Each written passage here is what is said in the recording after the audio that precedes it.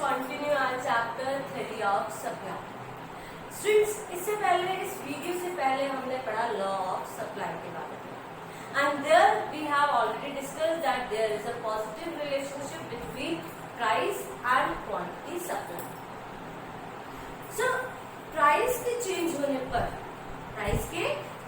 होने पर quantity supply में कितना चेंज आया, इसका पता लगाने के लिए कि एक्सटेंड हुई, कितनी एक्सटेंड हुई सप्लाई हमारी, अगर कॉन्ट्रैक्ट हुई तो कितनी कॉन्ट्रैक्ट हुई। तो इसको जानने के लिए to know about this concept we have to study about the concept of price elasticity of supply. तो प्राइस इलास्टिसिटी ऑफ सप्लाई हमें क्या बताता है कि ये एक मेजरमेंट है कि एक कितना परसेंटेज प्राइस में चेंजेस आने पर हमारा उसकी वजह से प्राइसेस के चेंजेस की वजह से हमारी क्वांटिटी सप्लाई में कितना परसेंटेज चेंज आए।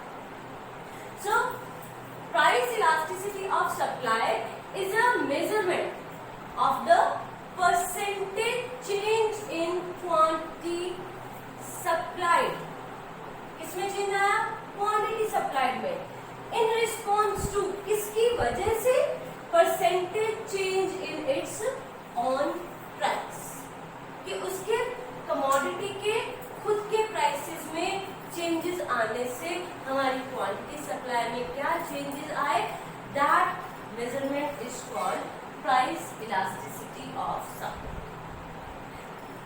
इसी तरह से जैसे हमने इलास्टिसिटी ऑफ डिमांड का फॉर्मूला किया था, दैट इलास्टिसिटी ऑफ डिमांड, वहां पर भी हमने फॉर्मूला किया था, यहाँ पर भी एक फॉर्मूला हमारे पास कि चेंज इन परसेंटेज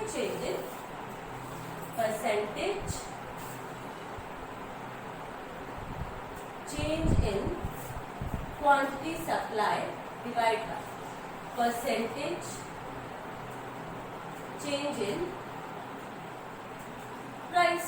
लिख सकते हैं इसी को, जो हमने वर्ड्स में लिखा है उसी को मैंने फॉर्मूला में स्टेट करके लिख दिया।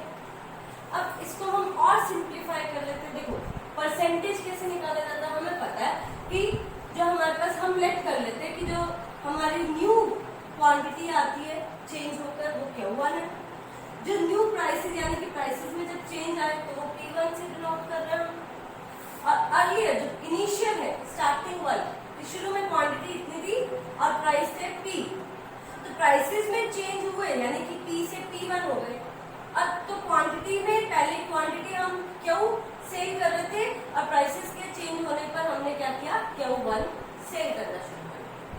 अब इन्हीं वेरिएबल्स को यूज करके हम एक फॉर्मूला जनरेट करते हैं इलास्टिसिटी ऑफ सप्लाई।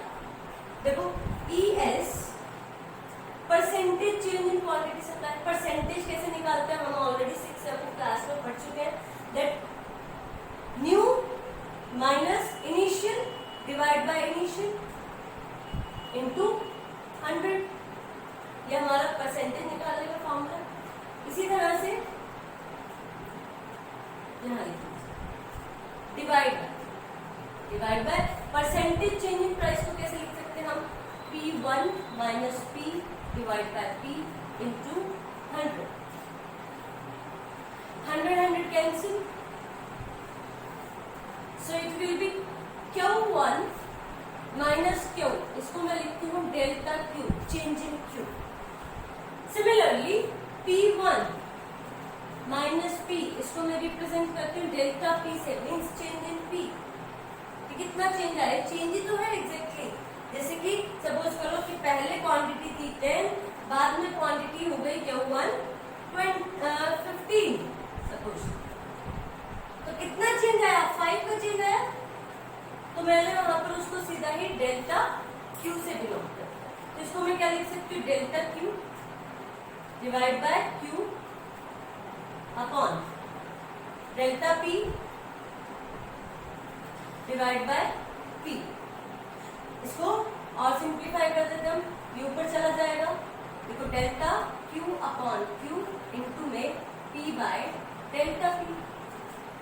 इसी तरह से सिंप्लीफाई करें। अब इसको थोड़ा सा और सिस्टमेटिक ढंग से मैं लिख देते हैं कि delta Q upon delta P into में P बाय Q।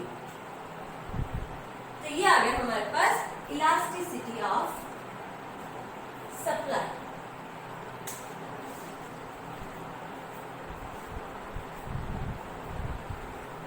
नेक्स्ट हम देखते हैं, इसी को मैं यहां पर सिंप्लीफाई करके लिख देती हूँ। ES is equals to delta Q upon में Q, sorry delta P into में P by Q। ध्यान रखना यहाँ पर प्राइस और क्वांटिटी सप्लाई में पॉजिटिव रिलेशनशिप है, इस वजह से यहाँ पर माइनस का साइन नहीं आता। जैसे डिमांड वाले फॉर्मूले में माइनस का साइन हम लिखते थे, लेकिन वो रिप्रेजेंट कर रहा था वहां पर नेगेटिव रिलेशनशिप, क्योंकि वहां हमारा प्राइस और डिमांड में नेगेटिव रिलेशनशिप। यहाँ पर हमारा पॉजिटिव रिलेशनशिप है, इसलिए कोई भी साइन नहीं आएगा यहाँ पर पॉजिटिव। यहाँ पर आप मान सकते हो ये पॉजिटिव का साइन है, क्योंकि पॉजिटिव को लिखना जरूरी नहीं होता, ऑब्वियस होता है अगर नहीं भी लिखेंगे हम यहाँ पे, इसीलिए इसको इस तरह से रखा। अब इसी पे बेस्ड एक क्वेश्चन कर लेते हैं। सपोज करो लेट प्रोड्यूसर, यहाँ पे एक मैं टेबल बना देती हूँ, Px Qx। प्रोड्यूसर जो है पहले जब इनिशियल में प्राइस थी, जिसको मैं P1 से डिनोट कर देती हूँ, P से कि ₹10, जब आपकी कमोडिटी का प्राइस क्या था ₹10 पर यूनिट, तब क्वांटिटी कितनी सेल कर रहा था वो 400 यूनिट्स सपोज। ओके, अब जैसे ही प्राइसेस डाउन हो गए, डिक्रीज हो गए प्राइसेस हो गए अब ₹10 से ₹5। तो हमें पता है कि अगर प्राइसेस डिक्रीज हो रहे तो क्वांटिटी भी क्या हो गई, डिक्रीज हो गई। और कितनी डिक्रीज हो गई, 200 यूनिट ही रह गई, यानी कि ₹5 के ऊपर वो कितनी क्वांटिटी सप्लाई कर रहा है, 200 यूनिट्स। तो यहाँ पर हम कहते हैं देखो इसको इनिशियल प्राइस है तो P, न्यू प्राइस हमारे पास क्या आएगी, न्यू प्राइस ये वाला, तो इसको मैं डिनोट करूंगी P1 से। सिमिलरली इनिशियल क्वांटिटी कितनी है 400 और न्यू क्वांटिटी कितनी है हमारे पास Q1 200। क्वेश्चन सॉल्व करते हैं। देखो ES हमें इलास्टिसिटी ऑफ सप्लाई फाइंड करना है, जिसके अंदर फॉर्मूला हमारे पास ये है।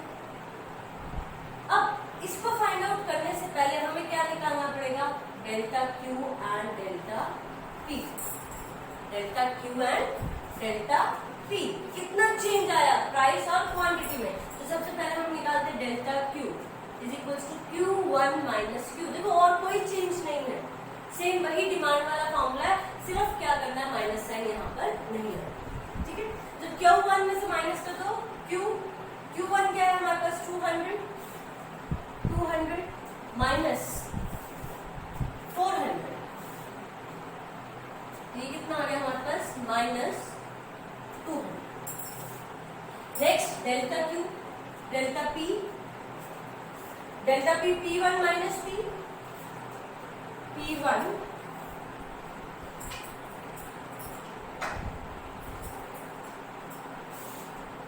P1 minus P and P1 is 5 minus 10, it will be minus 5. Now put the values of delta Q and delta P in this formula. So ES is equals to delta Q is minus 200 divided by delta P minus 5 multiply P is 10 divided by Q is 400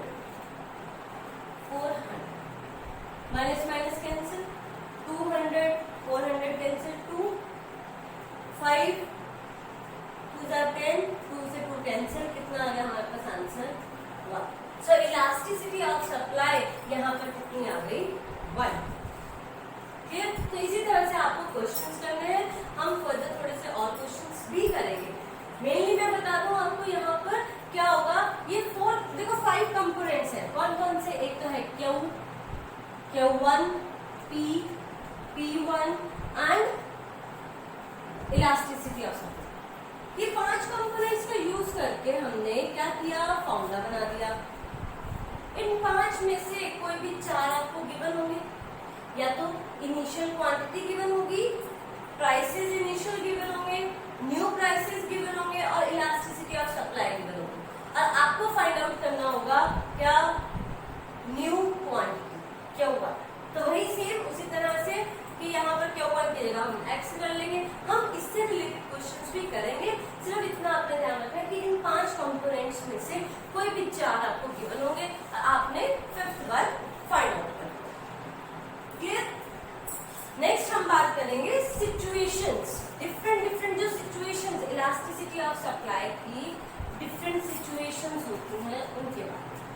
अब देखो हमारे पास 5 different types of elasticity of supply। जो first situation है,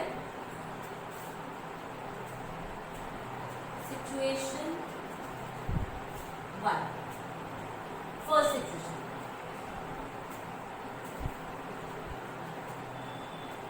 y axis, o axis वही quantity supplied, prices.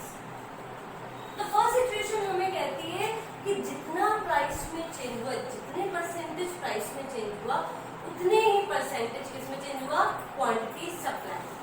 तो यहाँ पर जो हमारा सप्लाई कर्व बनेगा वो कहाँ से शुरू होगा, पहली बात तो ओरिजिन से शुरू होगा, ठीक है, और बिल्कुल स्ट्रेट लाइन ओरिजिन से एस।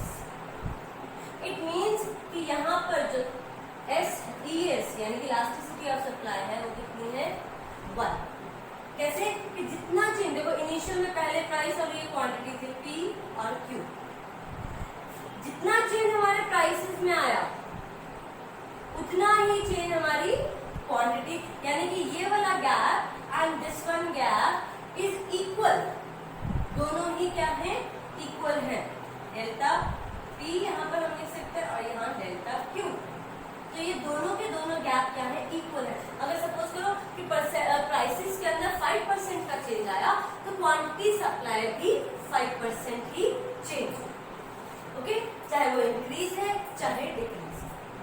तो ये तो थी हमारी first situation. Second situation,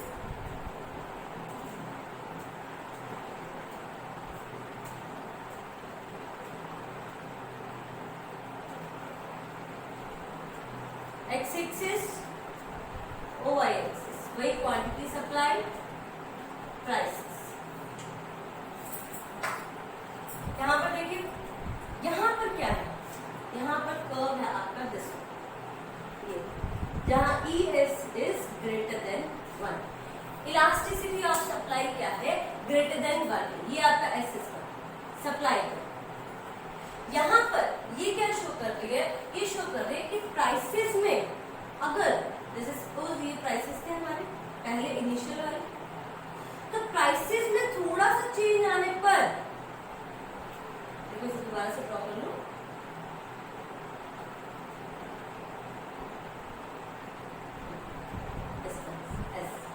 prices में थोड़ा सा चेंज आने पर आपके क्वांटिटी में क्या हो गया, ज्यादा चेंज आ गया। अब देखो ये वाला जो गैप है ये कम है इस गैप से। प्राइसेस में थोड़ा सा चेंज आने पर, यानी कि अगर प्राइसेस आपके 5% डिक्रीज हो रहे या इंक्रीज हो रहे, कोई भी चेंज आ रहा है, तो क्वांटिटी सप्लाई में 5% से ज्यादा, यानी कि ये कितना हो सकता है, 7 भी हो सकता है, 10 भी हो सकता है, 15 भी हो सकता है। लेकिन एज कंपेयर अगर हम परसेंटेज कंपेयर करें प्राइसेस के चेंजेस में, उससे ज्यादा चेंज किसमें आएगा, क्वांटिटी सप्लाई में। तो ये थी हमारी सिचुएशन 2। और यहाँ पर इस सिचुएशन में आपका जो सप्लाई कर्व है that will start from O Y axis, ठीक है, वाई एक्सिस से स्टार्ट होगा, ओरिजिन से स्टार्ट नहीं होगा, ध्यान। नेक्स्ट हमारे पास सिचुएशन 3।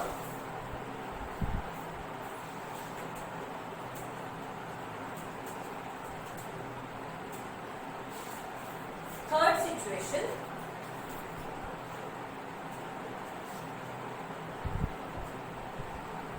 वही हमारा O axis, O Y axis, quantity supply, prices. यहाँ पर कैसा है, ये है आपका सप्लाई एस, जहां पर ES इज लेस देन 1, कि ES क्या है, लेस देन 1, यानी कि अगर इनिशियल प्राइसेस ये हैं आपके, क्वांटिटी इतनी, अब क्या हुआ, प्राइसेस में तो चेंज आया ज्यादा, लेकिन सप्लाई में आया कम, कि प्राइसेस में तो इतना चेंज आ गया, लेकिन क्वांटिटी सप्लाई हमारी कितनी चेंज हुई, थोड़ी सी, कि प्राइसेस में ज्यादा चेंजेस आने पर जब क्वांटिटी सप्लाई में कम चेंजेस आते हैं, तब हम कहते हैं हमारी इलास्टिसिटी ऑफ सप्लाई क्या होती है, लेस देन 1। ओके, सिचुएशन 4 यहाँ पर ड्रॉ कर देते हैं।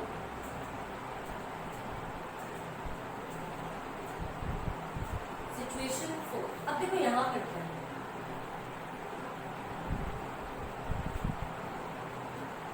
y एक्सिस को x एक्सिस, यहाँ पर सप्लाई कर्व है this one, parallel to OY axis,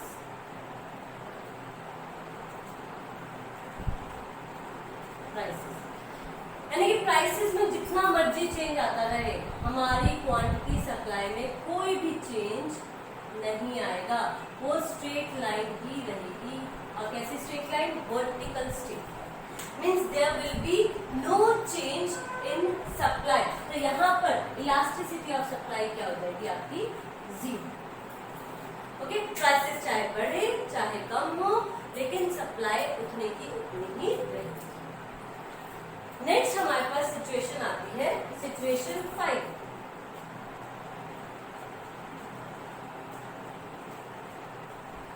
यहां पर कैसी रहेगी, x एक्सिस हो y एक्सिस, ये parallel to OY axis,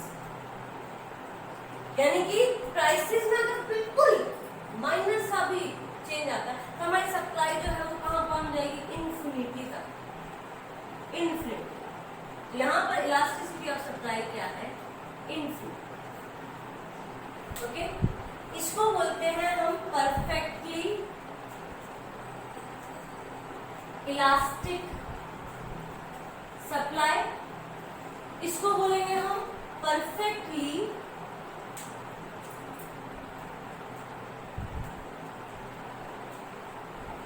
inelastic, यानी कि जिसमें चेंजेस नहीं आते, इनइलास्टिक।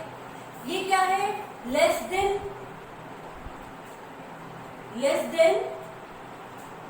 इलास्टिक, और इससे पहले वाली क्या थी, मोर देन इलास्टिक, और ये क्या है आपकी unitary elastic, unitary situation. Okay, तो ये सारी थी हमारे पास डिफरेंट। तो कितनी सिचुएशन हुई हमारे पास, 5। एक जहां पर बिल्कुल इक्वल है 1 के, एक ग्रेटर देन 1 है जहां पर सप्लाई का हमारा y एक्सिस से स्टार्ट होगा, फिर लेस देन 1 है जहां पर हमारा कर्व जो है वो x एक्सिस से स्टार्ट होगा, देन इनइलास्टिक, परफेक्टली इनइलास्टिक, जहां पर इलास्टिसिटी ऑफ सप्लाई 0 होगी, and after that last one is elasticity of supply when it will B infinity, then the supply curve will be horizontal or we can say parallel to OX axis। Clear? तो ये था हमारे पास different situations. Next हम बात करेंगे factors affecting price elasticity of supply, या ये कह सकते हैं हम factor affecting elasticity of supply, कि सप्लाई जो है उसकी इलास्टिसिटी को कौन कौन से फैक्टर्स है हमारे पास, फैक्टर्स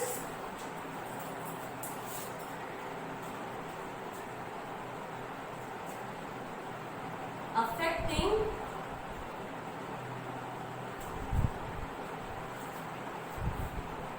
elasticity of supply।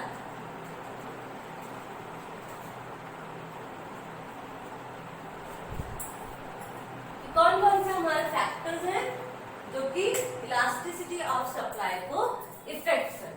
तो सबसे पहले जो हमारा फर्स्ट फैक्टर है, first one, that is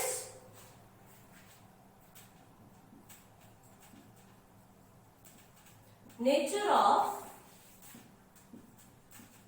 input used, कि हम किस तरह के इनपुट यूज कर रहे हैं। अगर तो हमारे देखो हम यूज कर रहे हैं इनपुट कैसे, कि जैसे कि आपकी फैक्टर ऑफ प्रोडक्शन है, ठीक है, land, labour, capital, raw material, machinery, ये सब क्या है, ये सारे हमारे इनपुट्स ही हैं।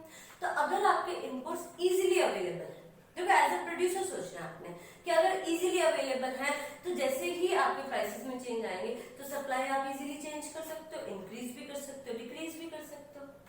तो अगर तो इनपुट्स क्या है, इजीली अवेलेबल है, then the supply will be elastic. और अगर वो जो इनपुट्स है हमारे इजीली अवेलेबल नहीं है, then we can say that supply will be inelastic. Okay, next point is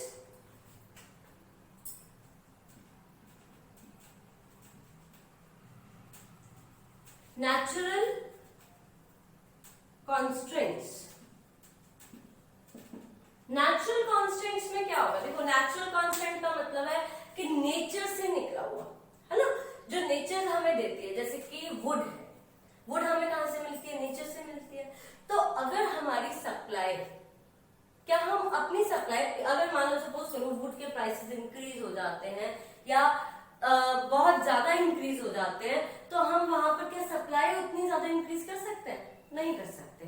क्यों, क्योंकि यहाँ पर नेचुरल कांस्टेंट है जिसकी हमारे पास सप्लाई क्या रहती है, लिमिटेड रहती है। तो अगर तो आपका प्रोडक्ट, आपकी कमोडिटी नेचुरल कांस्टेंट है तो वहां पर सप्लाई कैसी रहेगी, लेस इलास्टिक, या हम कह सकते हैं इनइलास्टिक, कि आप इजीली वहां पर चेंजेस नहीं कर सकते। नेक्स्ट आता है हमारे पास थर्ड,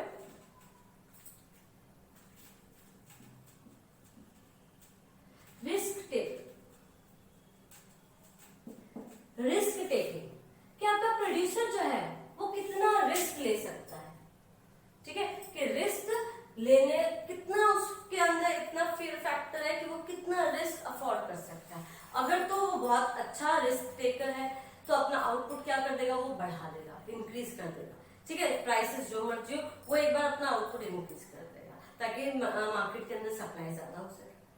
तो अगर तो वो रिस्क टेकर है तो आपकी सप्लाई क्या होगी, इलास्टिक होगी, और अगर रिस्क टेकर नहीं है तो सप्लाई क्या हो जाएगी, less elastic. Okay, next point है हमारे पास फोर्थ पॉइंट,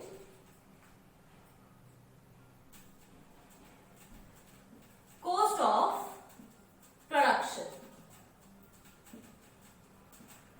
देखो कॉस्ट ऑफ प्रोडक्शन, अब ये कॉस्ट ऑफ प्रोडक्शन कैसे करता है, कि अगर तो आपकी कॉस्ट ऑफ प्रोडक्शन ज्यादा है तो आप एज ए प्रोड्यूसर क्या सोचोगे कि ये तो बहुत ज्यादा इसकी कॉस्ट आती है तो हम उसकी सप्लाई लिमिटेड ही रखते हैं, है ना, तो वहां पर सप्लाई हम ज्यादा चेंजेस नहीं करते हैं अपनी सप्लाई में। तो cost of, if the cost of production increases means high आती है तो हमारी सप्लाई क्या रहती है, इनइलास्टिक, यानी कि लेस इलास्टिक, या हम कह सकते हैं अगर कॉस्ट ऑफ प्रोडक्शन हमारी कम आती है तो हम वहां पर सप्लाई कैसे रखते हैं, इलास्टिक रखते हैं, यानी कि जहां पर हम फटाफट से, देखो कोई भी चीज है हमें पता है कि ये इजीली जो है बहुत कम कॉस्ट में फटाफट से तैयार हो जाएगी तो हम उसकी सप्लाई इजीली चेंज कर सकते हैं, इंक्रीज कर सकते हैं, और जहां पर चेंजेस इजीली हो जाए उसको हम बोलते हैं इलास्टिक। नेक्स्ट पॉइंट आता है आपके पास यहाँ पर फिफ्थ, टेक्नोलॉजी।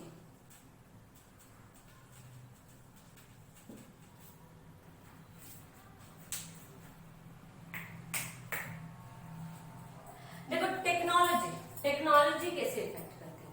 अब सोच के देखो कि टेक्नोलॉजी, आप जो प्रोडक्शन कर रहे हो उसकी टेक्नोलॉजी इजी है, मीन्स इजीली आप जो है रॉ मटेरियल लाकर और फटाफट से उसको कन्वर्ट करके आपने टेक्नोलॉजी ऐसी अडॉप्ट कर रखी, बहुत सिंपल सी, इजीली, कि जिसको हम फटाफट से अपनी सप्लाई को इंक्रीज कर सकते हैं या डिक्रीज कर सकते हैं। तो अगर तो आप टेक्नोलॉजी, इजी टेक्नोलॉजी यूज कर रहे हैं, आपकी टेक्नोलॉजी प्रोडक्शन की जो है वो इजी है, तो वहां पर सप्लाई क्या रहती है, इलास्टिक रहती है। और अगर टेक्नोलॉजी कॉम्प्लेक्स है, मींस बहुत ज्यादा उसमें टाइम कंज्यूमिंग भी रहेगा, कॉम्प्लेक्स, बहुत हार्ड है उसको जल्दी से कन्वर्ट करना रॉ मटेरियल को, तो अगर टेक्नोलॉजी कॉम्प्लेक्स यूज कर रहे हो तो वहां पर सप्लाई हमारी कैसी रहती है, लिमिटेड रहती है, मीन्स वहां पर हमारी इनइलास्टिक या लेस इलास्टिक रहती है। 6th पॉइंट आता है हमारे पास nature of commodity. Nature of commodity की नेचर कैसी है हमारी कमोडिटी की, कि वो पेरिशेबल गुड है या ड्यूरेबल गुड है। देखो पेरिशेबल गुड है अगर तो उसकी लाइफ क्या, शॉर्ट लाइफ है, बहुत छोटी लाइफ है। तो वहां जब पेरिशेबल गुड्स की बात आती है तो वहां पर हम अपनी सप्लाई को ज्यादा जल्दी से चेंज नहीं कर सकते, लिमिटेड होता है, ठीक है। तो वहां पर हमारी लेस इलास्टिक रहती है सप्लाई, और अगर ड्यूरेबल गुड्स है तो वहां पर हमारी सप्लाई कैसी रहती है, मोर इलास्टिक। ओके, और अब क्या कहते हैं, लास्ट पॉइंट हमारा जो है 7th point, that is time factor. Time factor, अब देखो टाइम कैसे हमारा डिसाइड करता है इलास्टिसिटी ऑफ सप्लाई, कैसे इफेक्ट करता है, कि अगर तो लॉन्ग टाइम है, आपके पास बहुत ज्यादा टाइम है कि आप अपनी सप्लाई इजीली चेंज कर सकते हैं, कम ज्यादा कर सकते हैं। तो अगर लॉन्ग पीरियड की हम बात करते हैं तो वहां पर हमारी सप्लाई कैसी रहती है, इलास्टिक रहती है। और अगर शॉर्ट पीरियड की बात करें हम तो वहां पर हमारी सप्लाई लेस इलास्टिक है।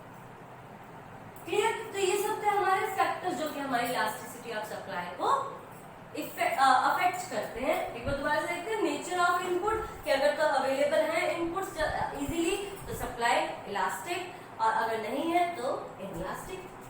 नेचुरल कांस्टेंट, कि अगर हमें नेचर से मिलने वाली कोई प्रोडक्ट है, हमारा कमोडिटी है, तो supply will be less elastic, otherwise it will be more elastic. Risk taking, कि अगर प्रोड्यूसर रिस्क टेकर है, बहुत ज्यादा हाई रिस्क ले सकता है, then the supply will be elastic, otherwise it will be less elastic. Cost of production, अगर cost of production कम आता है हमारे पास, then the supply will be more elastic as compare, कि जहां पर हमारा कॉस्ट ऑफ प्रोडक्शन ज्यादा आएगा वहां पर क्या रहेगी, हमारी less elasticity of supply. Technology, complex technology use कर रहे हो तो लेस इलास्टिक सप्लाई, और इजी टेक्नोलॉजी यूज कर रहे हो तो more elastic supply. Nature of commodity, कि अगर पेरिशेबल गुड्स है then less elastic, durable goods है then more elastic. And time factor, long time है, लॉन्ग पीरियड ऑफ टाइम है तो हम वहां पर इलास्टिक रहती है हमारे पास, मोर इलास्टिक रहती है हमारी सप्लाई, और शॉर्ट पीरियड में हमारे पास कैसी रहती है सप्लाई, लेस इलास्टिक। क्लियर? तो ये था हमारे पास प्राइस इलास्टिसिटी ऑफ सप्लाई का कंसेप्ट। ओके, सो आज के लिए इतना ही। Thank you and have a nice day.